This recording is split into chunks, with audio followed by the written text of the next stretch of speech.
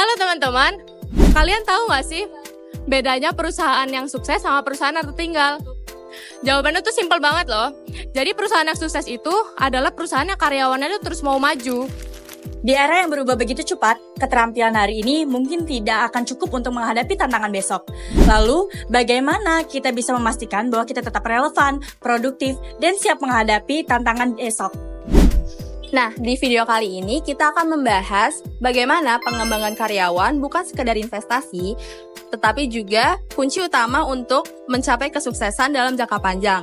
Nah, sebelum kita lanjut, kita perkenalan dulu ya.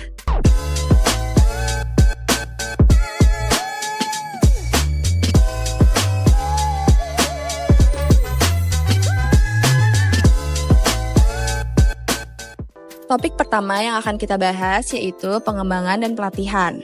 Pengembangan karyawan merupakan kombinasi dari pendidikan formal, pengalaman kerja, hubungan, serta penilaian kepribadian dan kemampuan yang bertujuan untuk membantu karyawan mempersiapkan karir di masa depan. Beberapa alasan utama pentingnya pengembangan karyawan antara lain yaitu yang pertama, lingkungan bisnis yang terus berubah dengan cepat, termasuk ekspansi internasional. Lalu, karyawan perlu memiliki keterampilan teknis dan interpersonal yang luas agar dapat beradaptasi. Selanjutnya, pelatihan membantu karyawan mempersiapkan diri untuk pekerjaan atau posisi lain, serta menghadapi perubahan tanggung jawab di tempat kerja. Selanjutnya tentang pengembangan karir, khususnya konsep karir proten, yang berarti karir yang fleksibel dan berkembang sesuai minat, keterampilan, serta perubahan lingkungan. Intinya, karyawan bertanggung jawab atas perkembangan karirnya sendiri dengan terus meningkatkan skill agar tetap relevan di dunia kerja. Agar pengembangan karir efektif, ada 3 hal utama yang harus diperhatikan. Yang pertama, kesesuaian individu, karir harus sesuai dengan minat, keterampilan, dan potensi seseorang. Yang kedua, pengalaman pengembangan. Bisa dilakukan lewat rotasi kerja, tugas beragam, mentorship, atau pelatihan keahlian teknis dan manajerial. Dan yang terakhir, manajemen karir. Harus ada strategi jangka panjang, misalnya pelatihan berkelanjutan, kesempatan promosi, dan pengalaman profesional yang terus berkembang. Salah satu cara untuk mengembangkan karyawan adalah melalui pendidikan formal seperti workshop, kursus singkat, hingga program universitas atau MBA eksekutif. Menariknya, tren ini makin mengarah ke pelatihan berbasis internet seperti kursus online, webinar, dan e-learning. Ini lebih fleksibel dan mudah diakses, jadi karyawan bisa terus belajar tanpa harus meninggalkan pekerjaan mereka. Penilaian atau asesmen, mengumpulkan informasi dan memberikan umpan balik kepada karyawan terkait perilaku, komunikasi, atau keterampilan mereka. Tujuannya itu untuk membantu karyawan memahami kekuatan dan area yang perlu dikembangkan. Yang kedua, sering digunakan untuk menilai potensi kepemimpinan dan manajerial. Perusahaan ingin mengetahui apakah seorang karyawan memiliki kemampuan untuk mengambil peran kepemimpinan di masa depan. Yang ketiga, ada sumber penilaian bisa berasal dari berbagai pihak, termasuk karyawan itu sendiri, rekan kerja, manajer, atau bahkan pelanggan. Metode penilaian yang beragam, yang pertama ada tes psikologi, itu mengukur kepribadian, kecerdasan emosional, dan keterampilan kognitif karyawan. Yang kedua, ada penilaian diri rekan kerja dan manajer, yaitu karyawan menilai diri sendiri serta mendapatkan penilaian dari rekan kerja, atasan untuk mendapatkan perspektif yang lebih luas. Yang ketiga, ada assessment center, yaitu program evaluasi yang melibatkan simulasi kerja, studi kasus, dan latihan kelompok untuk menguji keterampilan manajerial dan interpersonal karyawan. Penilaian atau assessment, yang pertama ada profil psikologi. Salah satu alat penilaian yang sering digunakan oleh MBTI atau Myers-Briggs Type Indicator yang mengukur 4 area sebagai berikut. Yang pertama ada energi, introversion atau extroversion. Hal ini untuk mengukur kecenderungan seseorang untuk mendapatkan energi dari diri sendiri yang disebut introvert atau dari interaksi dengan orang lain yang disebut dengan extrovert. Yang kedua ada pengumpulan informasi disebut dengan sensing atau intuitif. Ini dinilai cara seseorang untuk mengumpulkan informasi, apakah mereka lebih fokus pada data nyata atau lebih pada gambaran besar dan intuisi. Yang ketiga, ada pengambilan keputusan, thinking atau feeling. Menilai apakah seseorang membuat keputusan berdasarkan logika dan analisis yang disebut dengan thinking atau berdasarkan nilai dan emosi yang disebut dengan feeling. Yang keempat, ada gaya hidup. menilai apakah seseorang lebih suka perencanaan yang terstruktur dan keputusan yang pasti, disebut dengan judging, atau lebih fleksibel dan terbuka dengan kemungkinan baru yang disebut dengan perceiving. Selanjutnya yang keempat itu gaya hidup. Gaya hidup ini dibagi menjadi dua, yaitu judging sama perceiving. Kalau judging itu orang yang lebih suka yang rencana yang jelas, terstruktur, dan lebih suka keputusan yang pasti. Mereka ini lebih nyaman dengan aturan dan jadwal yang teratur. Kalau perceiving ini, orang dengan tipe ini tuh lebih suka yang fleksibel, terbuka dengan perubahan, dan suka mengeksplorasi berbagai kemungkinan. Dan mereka ini lebih nyaman dengan situasi yang bisa berubah-ubah. Selanjutnya, manfaat MBTI untuk organisasi. Manfaat MBTI ini ada komunikasi, motivasi, kerja tim, gaya kerja, dan kepemimpinan. Selanjutnya, assessment center. Assessment center ini biasanya dilakukan di luar kantor untuk menciptakan lingkungan yang lebih netral. Tujuan utamanya itu untuk menilai apakah karyawan ini memiliki karakteristik kepribadian, keterampilan administratif, dan keterampilan interpersonal yang dibutuhkan untuk posisi manajerial atau untuk bekerja dalam tim. Jenis kegiatan dalam assessment center ini ada: 1. Diskusi kelompok tanpa pemimpin. 2. Pertanyaan wawancara. 3. Latihan in basket.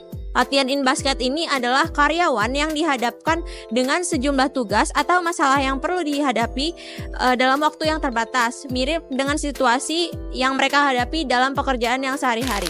Yang berikutnya ada penilaian kinerja dan umpan balik 360 derajat. Yang pertama ada penilaian kinerja, yaitu adalah proses formal untuk mengukur kinerja karyawan yang dilakukan secara terstruktur. Tujuan utama penilaian kinerja adalah yang pertama, mengidentifikasi penyebab perbedaan kinerja yang ada, seperti apakah masalah tersebut disebabkan oleh kekurangan keterampilan, sumber daya, atau faktor lainnya. Yang kedua, menyusun rencana perbaikan untuk membantu karyawan meningkatkan kinerjanya, misalnya dengan pelatihan atau perubahan dalam tugas kerja. Contohnya seperti seorang manajer di sebuah perusahaan retail mengamati bahwa seorang kasir sering mengalami antrean panjang di loketnya dibandingkan dengan kasir lainnya. Setelah melakukan penilaian kinerja, manajer menemukan bahwa kasir tersebut masih kurang terampil dalam menggunakan sistem kasir elektronik.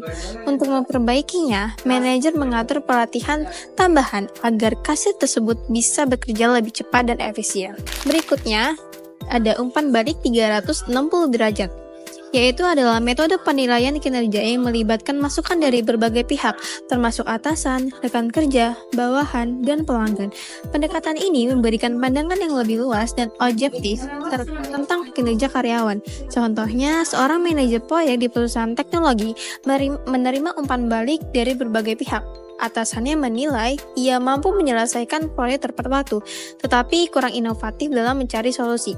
Rekan kerja merasa ia kurang terbuka terhadap ide baru, sementara bawahannya menganggap instruksinya terkadang kurang jelas. Klien juga memberikan masukan bahwa komunikasi proyek perlu lebih transparan.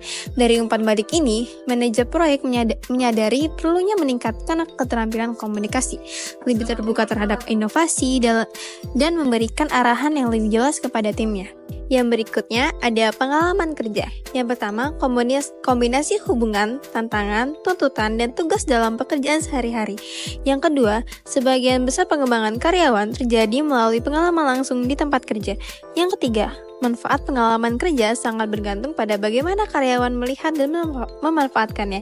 Yang keempat, berbagai penugasan pekerjaan seperti rotasi posisi atau proyek khusus bisa memberikan kesempatan untuk pengembangan keterampilan. Jenis penugasan pekerjaan. Yang pertama itu ada job enlargement, menambah tugas untuk mengembangkan keterampilan karyawan. Yang kedua ada job rotation, memindahkan karyawan ke berbagai posisi untuk pengalaman lebih luas. Yang ketiga, transfer, promosi, dan pindah ke posisi bawah. Perpindahan karyawan ke posisi yang lebih tinggi, rendah, atau setara.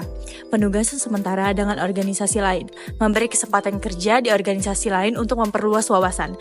Yang kelima ada externship, penugasan di luar perusahaan untuk belajar langsung dari organisasi lain.